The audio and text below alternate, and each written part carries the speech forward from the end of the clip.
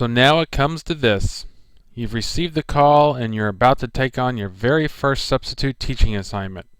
It's normal to be nervous. Trying something new is always exciting and a little scary, but don't sweat it. Just follow the advice in this section and you will get through your first day like a champ. You might even find yourself having fun. The first thing you want to do is make sure that you arrive early. Getting to the school as soon as possible is a good idea on any day, but it is most important on your first day at a new school. Arriving early gives you extra time to find out exactly where you are supposed to park, what the contact numbers for the office are, and how the building is laid out. Some schools are huge, and it is possible to get lost in those long hallways. Being early will also give you extra time to inspect the classroom and to take a few breaths before the bell rings and the kids start flooding in. Once you are in the classroom, the first thing you want to do is locate the sub-plans. Usually the teacher will leave them lying on their desk in a place that is hard to miss.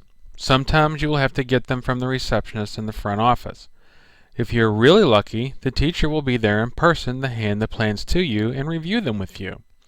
The sub-plans are your Bible for the day.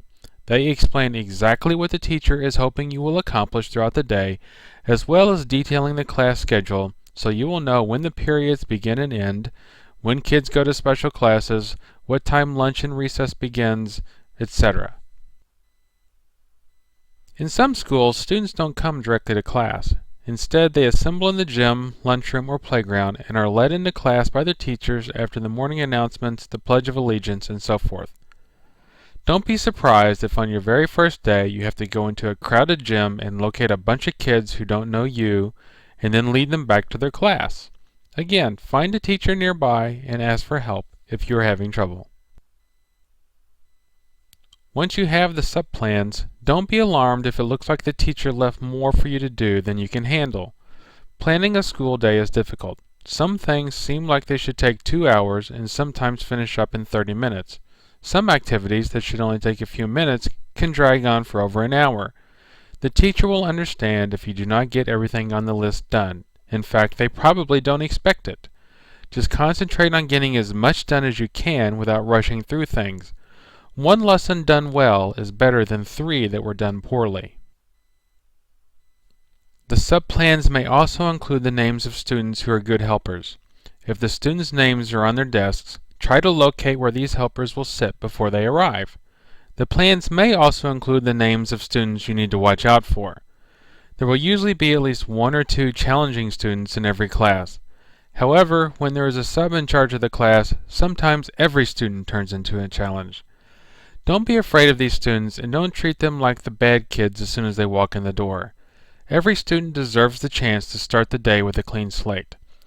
Yes, if they start acting up, then follow the procedures the teacher spells out for you. But don't assume that just because a teacher singled a student out that the student is going to be unmanageable. Many challenging students are actually sweet 90% of the day. For elementary teachers, make a count of how many students are in the class and write it down. Once you have accounted for absences, then it is easy to check and make sure you have all of your students simply by counting them after lunch, recess, or restroom breaks. Then, check the sub-plans to see if you are on any special duties. Some days you will be expected to help monitor the lunchroom during lunchtime, the playground during recess, or to assist with dismissal duties. The other teachers will know that you are a sub and need coaching on how to perform these duties. Don't be afraid to ask questions. Then you will want to learn the office phone number. If you have never subbed in the class or school before, you will probably have questions that you didn't think of until the day has gotten underway. These are usually logistical questions like what the procedure for collecting lunch money is, or when attendance is due and where it goes to. The people at the front office don't mind answering these questions. They would rather answer your questions than deal with a missing envelope of lunch money, so don't be shy. The office phone number is also important to have in case an emergency comes up. There will be days when kids get truly out of control or a situation arises in your classroom where you need some backup. Don't try to handle a really bad scene alone. Call the office and ask for help. You might think that you are doing the right thing, but may actually be landing yourself in hot water and endangering the safety of one or more students. You always want to locate the nearest teacher. It's always a good idea to have someone to go to if you need help. You will undoubtedly have some questions throughout the day, and most of them will be minor. The teacher across the hall or in the next room knows the school and probably knows a good deal about the students in the class you are subbing for. That teacher will also be able to let you know when kids are trying to pull the wool over your eyes.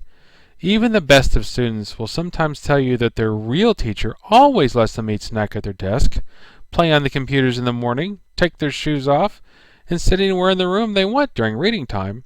Sometimes teachers do let their students do these things, and sometimes they don't. The teacher in the next room will most likely know whether or not the kids are trying to pull a fast one on you.